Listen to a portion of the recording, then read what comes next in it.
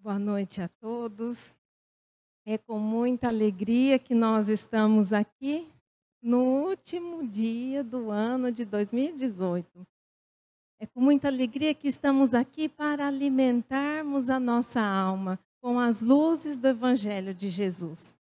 Que nesses instantes possamos deixar tudo aquilo que nos aflige, que nos preocupa e que nos angustia, e que possamos nos concentrar na nossa conversa, na nossa mensagem da noite.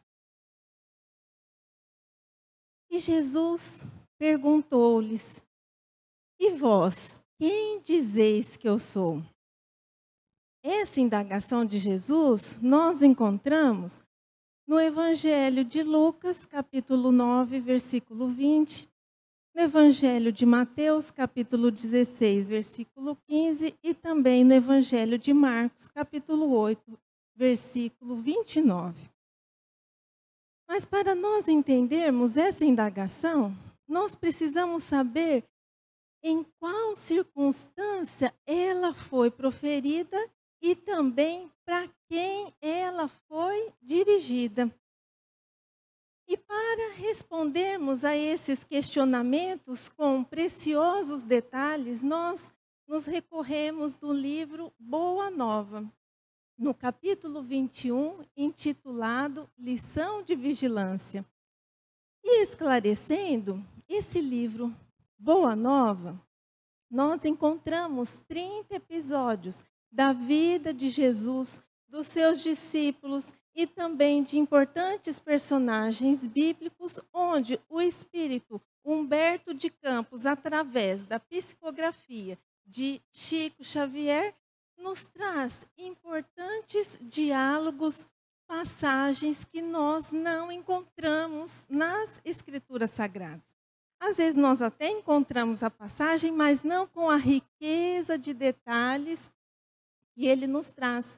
Ou muitas vezes encontramos diálogos inéditos. E então, nesse capítulo, Humberto de Campos diz que era um entardecer de ouro na cidade de Cesareia de Filipe. E Jesus, após uma longa conversação com os discípulos, olha serenamente para eles e pergunta: O que dizem os homens ao meu respeito? Terão eles compreendido a substância das minhas pregações? E então, os apóstolos os seus discípulos começam a responder. E João diz: Olha, meus amigos o têm como o Elias, que retornara ao cenário do mundo. Simão, o Zelote, diz: Alguns habitantes do Tiberíades dizem que vós és o João Batista ressuscitado. E ainda, o Tiago, filho de Cleófas, diz que alguns judeus nas sinagogas dizem que o Senhor é o profeta Jeremias. Jesus escuta carinhosamente os seus discípulos, e então ele fala: Os homens dividem-se em suas opiniões. E vós, os que tendes comungado comigo a cada instante? E aí ele diz: Quem dizeis que eu sou? E naquele momento, uma certa perplexidade toma conta daquela pequena assembleia. E então, Simão Pedro, deixando perceber que estava impulsionado por uma energia superior, responde: Tu és o Cristo, o Salvador, o Filho de Deus vivo. E Jesus, então, olha para Simão Pedro e diz: Bendito sejas tu, Simão, porque não foi a carne que te revelou essas coisas, mas sim meu Pai que estás nos céus. Bom, e aí? O que Jesus quis dizer, então, com essa pergunta?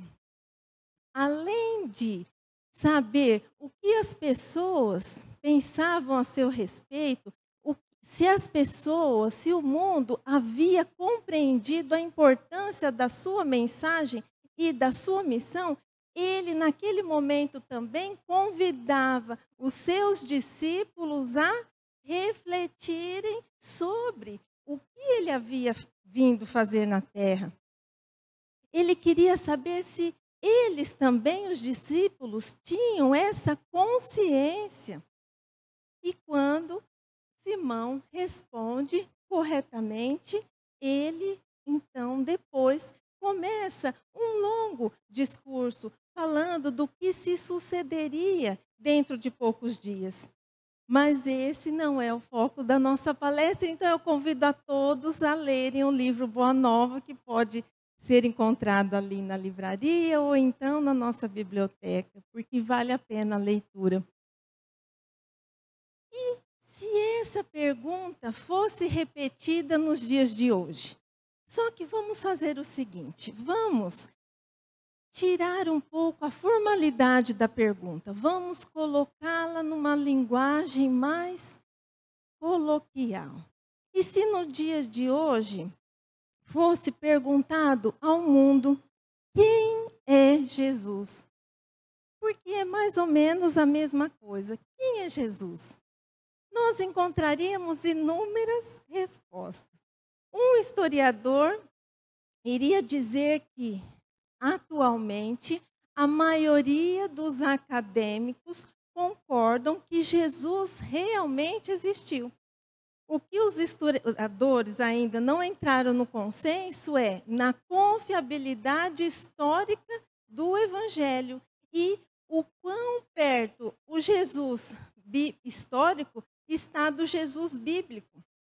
Porque eles não conseguem conceber o Jesus histórico e o bíblico como detentores da mesma característica, porque eles duvidam ainda dessa confiabilidade histórica do Evangelho. Mas os historiadores acreditam que Jesus foi um pregador judeu da Galileia, que foi batizado por João Batista, que foi crucificado por ordem do governador romano Pôncio Pilatos. E ainda, os historiadores, os acadêmicos e estudiosos traçam vários perfis para esse Jesus histórico. Eles dizem que Jesus foi um líder de um movimento apocalíptico. Outros dizem que Jesus foi um curandeiro carismático. Outros dizem que Jesus foi um sábio, um filósofo e até outros dizem que foi um reformista igualitário. Esses são apenas alguns dos perfis, porque muitos outros foram traçados para Jesus. Se nós perguntássemos quem é Jesus para um cristão, um religioso cristão, ele diria que Jesus nasceu dos judeus, Maria e do carpinteiro José, na cidade de Belém, que fica na província romana da Judéia. Que a vida de Jesus foi retratada nos evangelhos de Mateus, Marcos, Lucas e João. E que Jesus é o Messias prometido que era guardado desde o Antigo Testamento. Esse religioso cristão vai dizer que Jesus realizou milagres, que Jesus pregou amor, auxiliou os sofredores, foi crucificado, ressurgiu dos mortos, subiu aos céus e algumas vertentes cristãs acreditam que dos céus ele regressará. Se nós perguntarmos a um religioso muçulmano, eles acreditam e reverenciam e respeitam Jesus. Eles o veem como um emissário de Deus para orientar o povo. Eles acreditam que Jesus tenha nascido de uma virgem, mas eles já não acreditam que Jesus foi crucificado. Se nós perguntarmos para um religioso adepto do judaísmo, eles não vão enxergar ou acreditar Jesus como o Messias prometido, porque eles dizem que ele não corresponde às profecias messiânicas que se encontram lá no Antigo Testamento. E agora, eu pergunto a vocês, os homens ainda continuam divididos em suas opiniões? Sim, né? Mais de 2000 anos se passaram e para cada um que essa pergunta for endereçada, uma resposta diferente, nós, se continuássemos com essa enquete, ouviríamos até aqui, eu não conheço muita coisa sobre ele e foi a pessoa mais importante da Terra, dividindo a contagem do tempo em antes de Cristo e depois de Cristo. Mas e se essa pergunta fosse endereçada diretamente a nós e nos fosse perguntado quem é Jesus? O que nós diríamos? Bom, na condição de espíritas, nós poderíamos dizer que Jesus é o governador espiritual da terra, espírito puro, que desceu das orbes celestiais, auxiliados por inúmeros trabalhadores para encarnar sobre a terra e pregar o amor, mostrar o caminho, lançar as bases do reino de Deus, que ele mesmo diz que é obra divina no coração dos homens. Mas, e se nós acrescentássemos algo mais nessa pergunta? E se nos fosse perguntado, quem é Jesus para você? Porque quando falamos quem é Jesus, nós podemos dar uma resposta genérica pelos conhecimentos culturais, literários e até religiosos que temos. Mas quando perguntamos quem é Jesus para você, aí a nossa resposta ela tem que ser pessoal. Essa resposta tem que refletir a nossa proximidade, a nossa intimidade com Jesus. E será que nós estamos próximos de Jesus ao ponto de podermos relatar, ao ponto de podermos descrever com riqueza de detalhes o que ele significa para nós? Será que nós estamos longe ou perto de Jesus? Cada um terá uma opinião que vai embasar, que vai referendar essa resposta. Mas Emmanuel, no livro Pão Nosso, na lição intitulada E vós que dizeis, ele diz que compete a nós outros o testemunho da intimidade com o Senhor, vez que somos usufrutuários diretos da sua infinita bondade. Mas espera aí, o que Emmanuel está querendo dizer? Que cabe a nós essa proximidade com o Mestre. Por quê? Somos usufrutuários da bondade dele? Sim. Pelos ensinamentos que ele nos deixou, por tudo que ele nos legou e pelo amor e pelo auxílio que ele continua prestando a cada um de nós. Mas o que vai diferenciar, o que vai enriquecer, o que vai embasar a nossa resposta, vai depender da proximidade que estamos do Mestre. Então, esse fator aqui, distância, ele vai determinar qual o tipo de resposta, qual a ligação que temos com Jesus.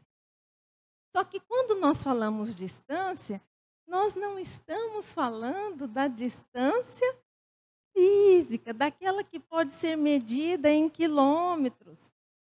Nós estamos falando da distância dos sentimentos, pensamentos que se transformam em atitudes. Esses que nós nutrimos.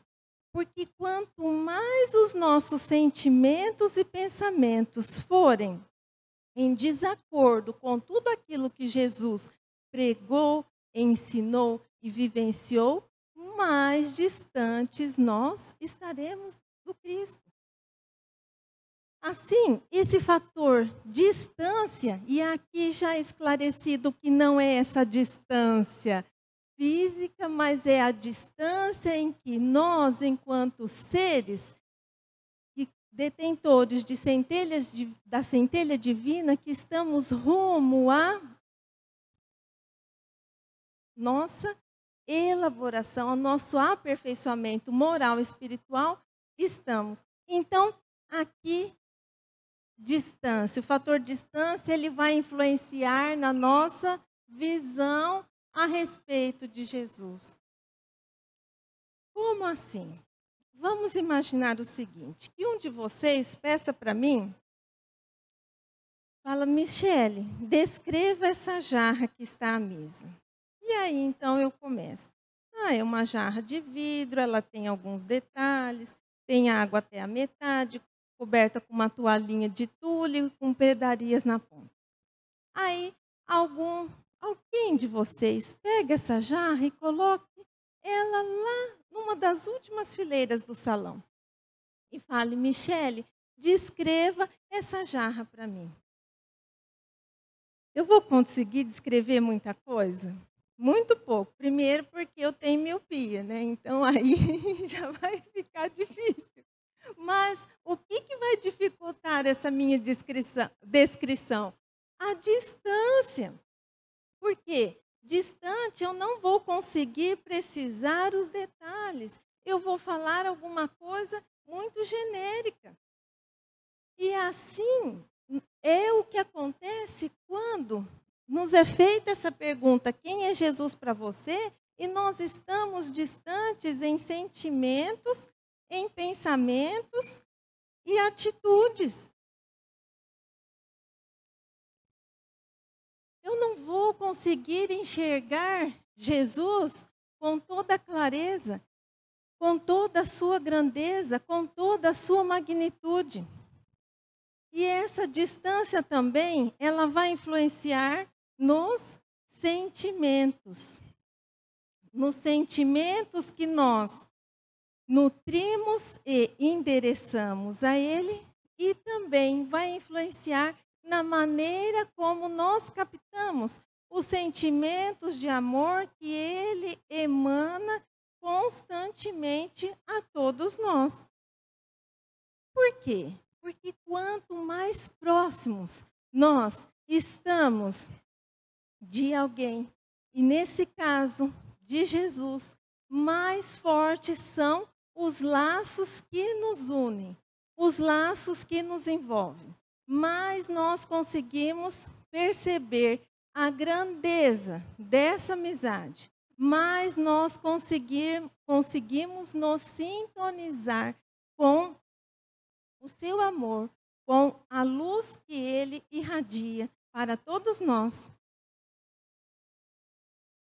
E aí, eu pergunto novamente, nós estamos longe ou perto de Jesus? E muitos podem dizer, eu estou perto, porque eu estou na casa espírita pelo menos 3 vezes por semana. Eu participo de cursos, eu tomo passes, eu assisto palestras, eu atuo nos trabalhos voluntários da casa. Ótimo, que maravilha, já é um primeiro passo, mas como estão os nossos sentimentos, os nossos pensamentos e como nos portamos dentro de uma casa espírita? Será que nós adentramos a uma casa espírita preocupados com as benesses, com os benefícios, as bênçãos que nós podemos ter em ser um colaborador do Cristo?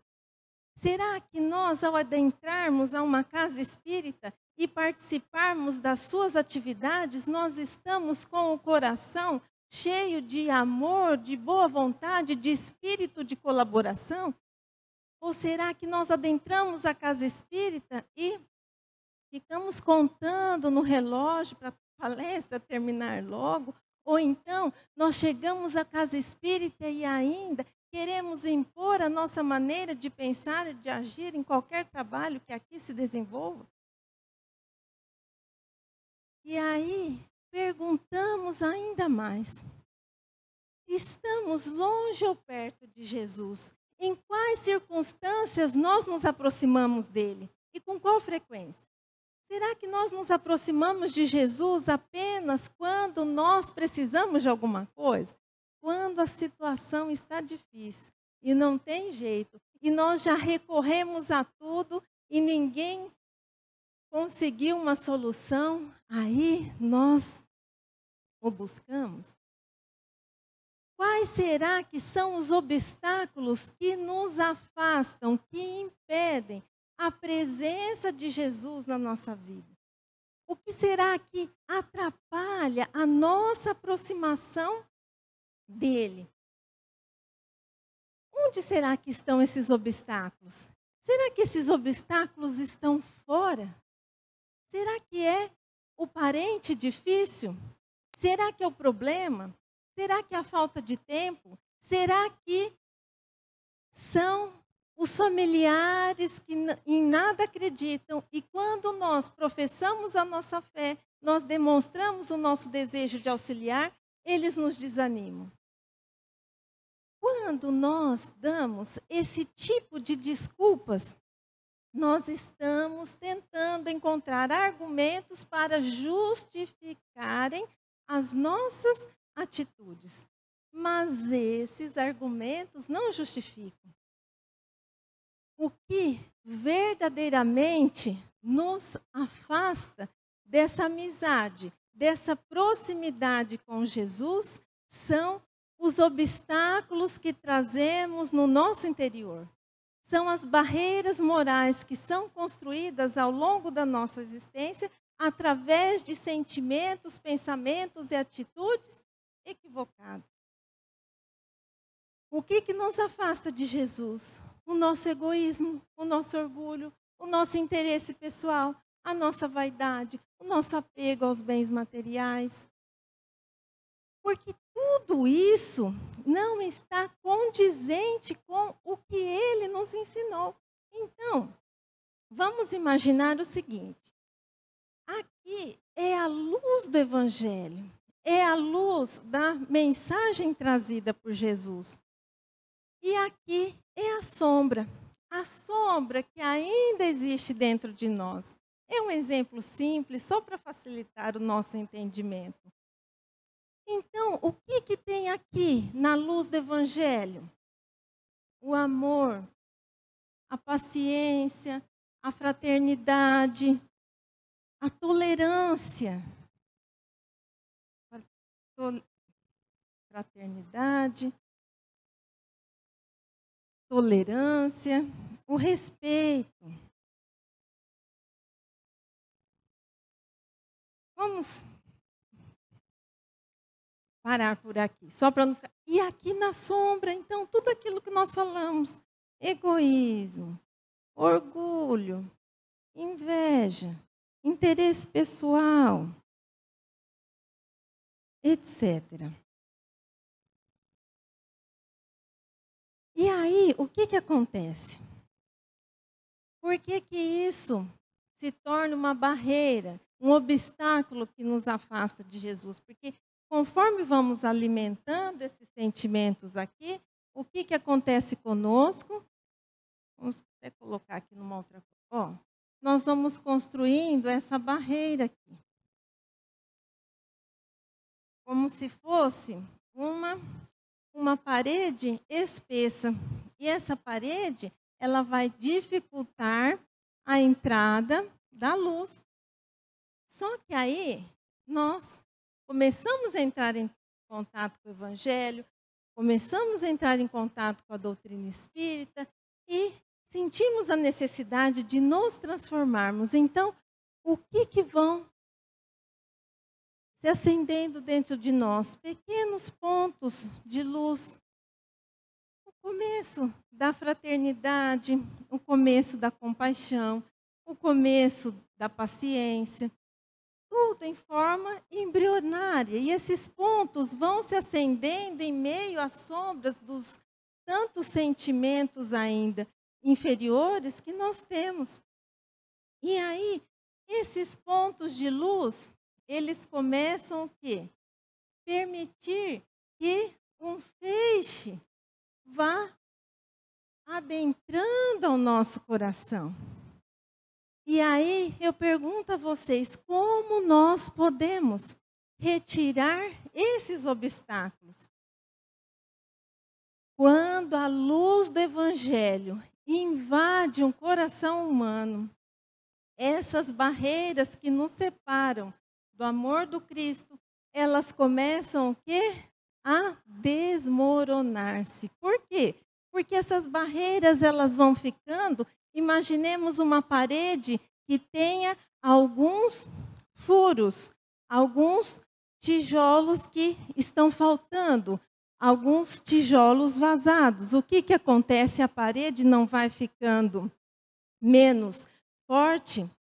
Então, aí por essa brecha, o que vai acontecendo? Vão entrando as luzes. E aí, essa parede aqui, ó, que não está forte o suficiente, ela vai o quê? Ela vai caindo. Porque a luz que emana da boa nova, que é a boa mensagem, que é esse evangelho consolador que Jesus vem nos trazer, ela é libertadora. A mensagem do evangelho, ela proporciona o autoencontro, o autoburilamento, a superação de si mesmo, a plena vitória sobre si mesmo. Ela proporciona o equilíbrio do nosso eu, que na maioria das vezes está em desequilíbrio. Quando a luz do Evangelho entra verdadeiramente no coração humano, nós começamos a sentir Jesus. E sentir Jesus é o que faz toda a diferença na nossa vida. E quando nós começamos a sentir Jesus, nós começamos a vivenciar Jesus em todas as nossas atitudes. Quando nós entramos em contato verdadeiramente com o amor que Jesus emana a todos nós, nós somos arrebatados. Por que nós somos arrebatados?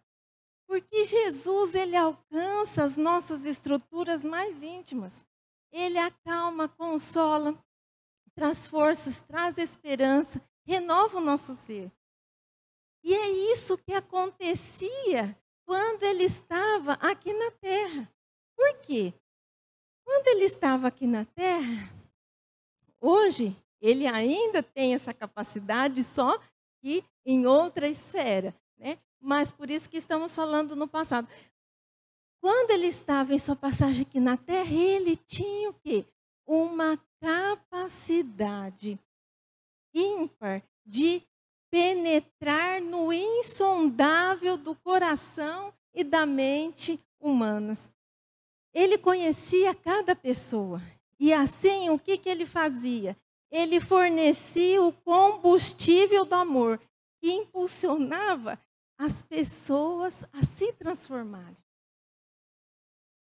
E esse amor que ele fornecia era mais do que o amor de compaixão. Era um amor que estimulava o beneficiado a fazer a sua parte. Ele reorientava a conduta em desequilíbrio daqueles que se aproximavam dele e que o buscavam com sinceridade. E quantos exemplos nós podemos citar? Zaqueu. Zaqueu publicano, quando ele desce da árvore para receber Jesus na sua casa, o que acontece? Zaqueu, ele faz com que a sombra que existia dentro dele, ela o quê? Se recue. E aí, naquele momento, Zaqueu inunda-se de uma conscientização dos seus deveres enquanto pessoa, enquanto ser da criação divina. Ele se conscientiza dos seus deveres em relação a si mesmo, em relação ao próximo, em relação à vida. Quem mais que nós podemos citar? Maria de Magdala. Quando ela ouve Jesus, a sua mensagem mexe com as suas estruturas. Ela já não encontrava, depois daquela mensagem que ela ouve de Jesus, ela não encontrava mais nos prazeres, naquela música contagiante, a alegria e a satisfação de viver. Então ela vai ao encontro de Jesus e ela diz a ele que ela tinha a fome do amor. E Jesus, o que ele faz naquele momento? Ele oferece o combustível para aquele coração feminino se reorientar. Porque o que ela queria era amar e ser amada. Então ele vai reorientar, esclarecendo que não é nesses prazeres do mundo, não é nesse amor com exigências que ela encontraria aquilo. Ele aconselha Maria a sacrificar-se e amar sempre. Ele diz que a jornada é difícil, que o caminho é longo, que a porta é estreita, mas que a fé move os obstáculos e que era preciso apenas ela crer. E assim, Jesus convida a todos nós, a todo instante, a vencermos esses obstáculos que nos separam dessa amizade. Quantas vezes nós reclamamos e falamos que não temos verdadeiros amigos, que como é difícil uma amizade sincera aqui na terra. E nós esquecemos desse amigo maior. Esse amigo maior que está de braços abertos para nos ajudar. Que tem tudo para nos oferecer. Tudo, não materialmente falando. Tudo o que for para o nosso progresso e engrandecimento moral e espiritual. Porque Jesus nos convida a uma mudança da nossa postura mental e da nossa postura moral. E assim, para nós nos aproximarmos de Jesus, nós precisamos saber quem é Jesus. Será que nós sabemos quem ele foi, o que ele pregou e o que ele fez? Joana de Ângeles, no livro Jesus e o Evangelho, à luz da psicologia profunda, ao longo dos capítulos, tem a capacidade de materializar Jesus para nós, quando ela descreve a sua maneira de ser, as suas características e o seu modo de agir na sua passagem sobre a terra. E Joana de Ângeles, então, vai nos dizer que Jesus é o exemplo máximo do altruísmo. Que a sua conduta foi irrepreensível e que a alegria de servir ao Pai através dos seus irmãos demonstrou o verdadeiro sentido do altruísmo. Que Jesus era portador de uma maneira diferenciada de agir, profundo, genuíno, não se submetendo a exigências ou imposições que lhe maculasse a conduta. Nele, tudo é exemplo de sabedoria e bondade. As suas páginas foram assinaladas as páginas da sua vida foram assinaladas por vigorosos exemplos de compreensão e brandura. Ele exercia autoridade, carinho e harmonia, mesmo nas situações mais chocantes, sem perder o equilíbrio e a afetividade. E aqui vamos fazer uma pausa. Jesus vem nos convidar a segui-lo. Ele vem nos convidar a imitá-lo, a seguir os seus passos. E nessa descrição de Joana de Ângeles, onde ele jamais perdia o equilíbrio e a afetividade, uma pausa. Como nós perdemos o equilíbrio com facilidade. Às vezes, nem com situações tão graves. Às vezes, é aquela toalha que está no chão. Aquela coisa que está fora do lugar. Aquela pintura da casa que não ficou do jeito que nós queríamos. Agora que nós estamos às vésperas de um ano novo que aponta, vamos refletir sobre isso também. E Jesus, então, quando austero, ensinava o quê? Ensinava amorosamente, mas com energia. Quando meigo, ele orientava com ternura e segurança. Diante da hipocrisia, ele tomava a atitude do enfrentamento. Sem descer à condição infeliz do seu antagonista, mas ele o repreendia, ele o desmascarava, tudo com o objetivo de educá-lo. Geralmente eram os fariseus que ficavam testando, porque os fariseus desconfiavam muito de Jesus, né? Sempre aproximavam com aquele olhar de desconfiança. E aqui outra pausa. Quantas vezes nós repreendemos, mas com o objetivo de educar? Algumas vezes sim. Mas quantas vezes nós repreendemos com o objetivo de humilhar?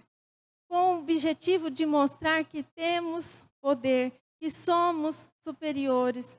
Supostamente superiores, porque nós sabemos que ninguém é melhor do que ninguém. Pode ser que estamos num cargo, numa posição que assim o exige, mas ninguém é melhor do que ninguém. Então, quantas vezes nós utilizamos mal essa nossa capacidade de nos posicionarmos?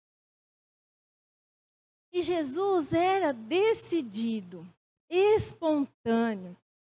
Ele não desperdiçava nenhuma oportunidade para demonstrar o verdadeiro e o real e o importante significado da existência terrena.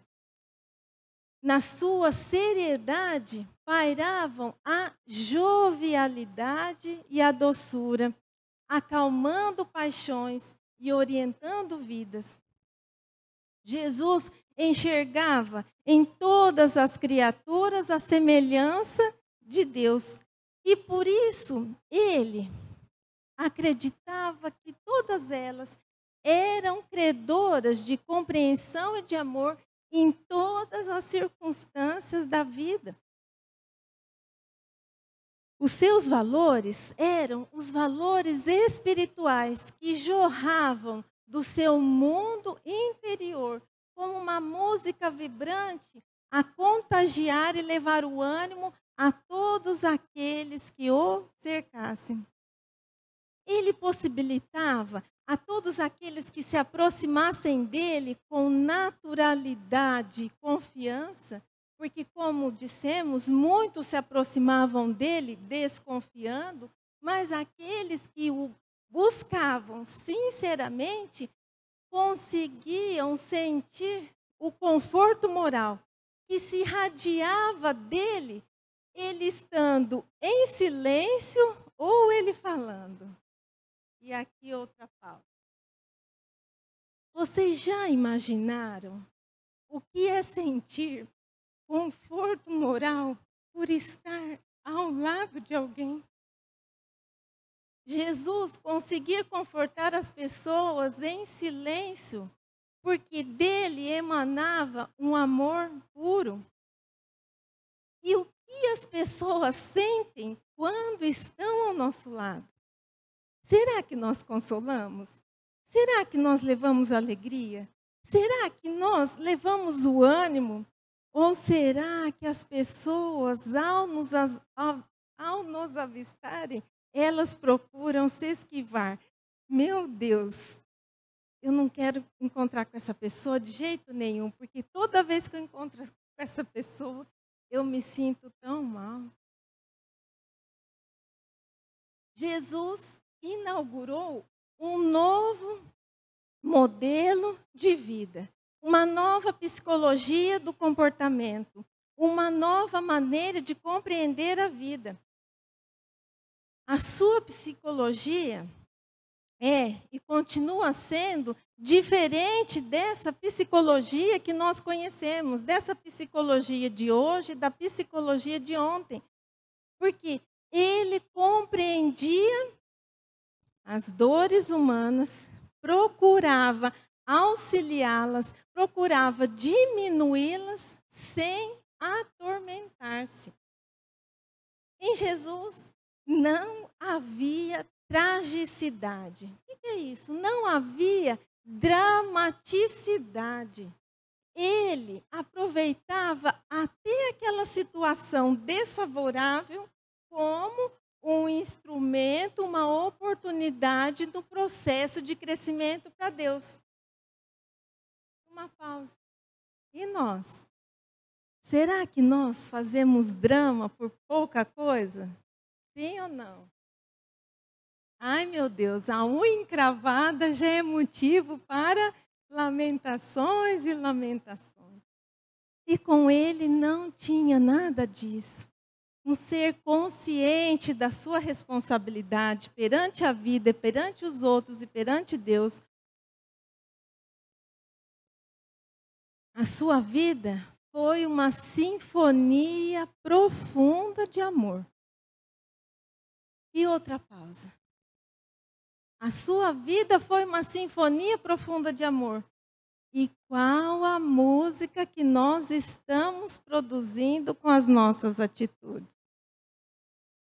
Será que é aquela música clássica, aquela música que eleva o nosso espírito?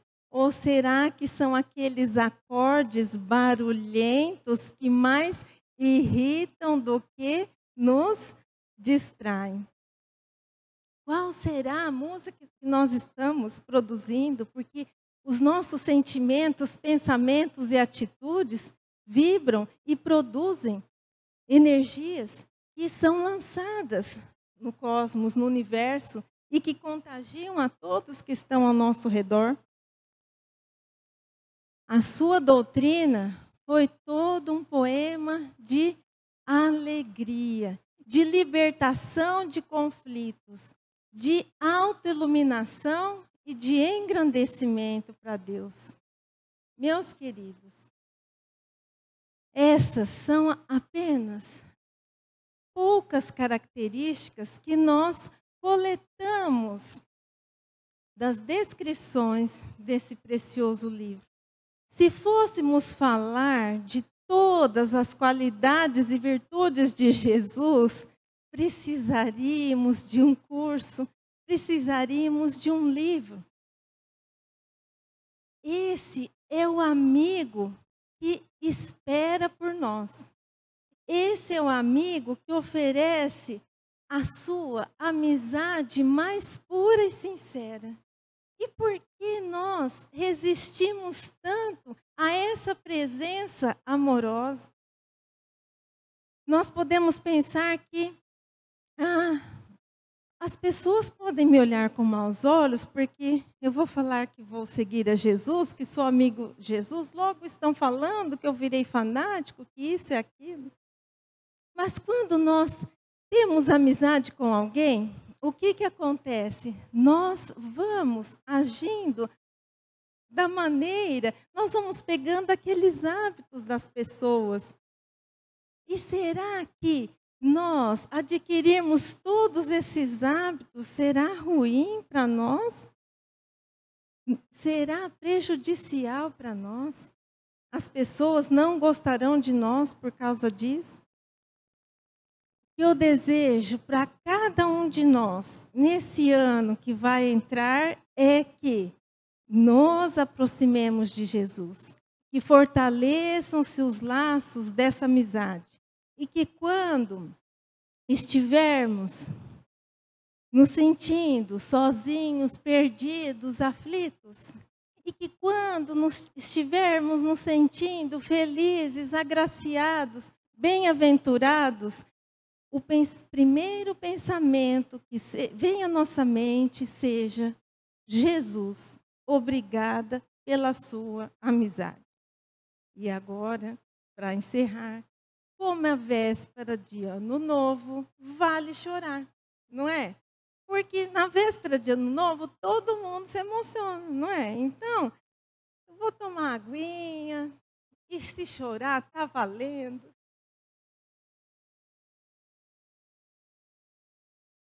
Não vou falar quem é, mas tem pessoas fazendo assim para mim, ó. Mas vocês vão me defender, tá bom?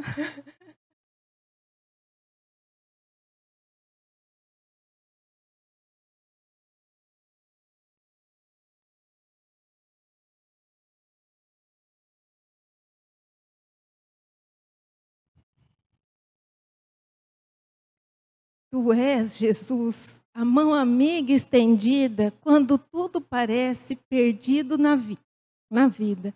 Tu és, Jesus, a palavra consoladora que acalma e orienta na hora desafiadora. Tu és, Jesus, o olhar meigo sereno a envolver com ternura os teus irmãos terrenos. Tu és, Jesus, o amigo divino e constante a levar proteção e auxílio a cada instante. Tu és, Jesus, o amor que traz a cura para as chagas e cicatrizes deixadas pela amargura. Tu és, Jesus, a luz que mostra o caminho em meio à escuridão das provas e espinhos. Tu és, Jesus, a alegria que invade o coração, transformando vidas rumo à autoiluminação. Tu és, Jesus, o genuíno modelo e guia, a ensinar pelo exemplo o amor, a fé e a sabedoria. Obrigada pela atenção de todos, muita paz e um feliz ano novo, e com Jesus.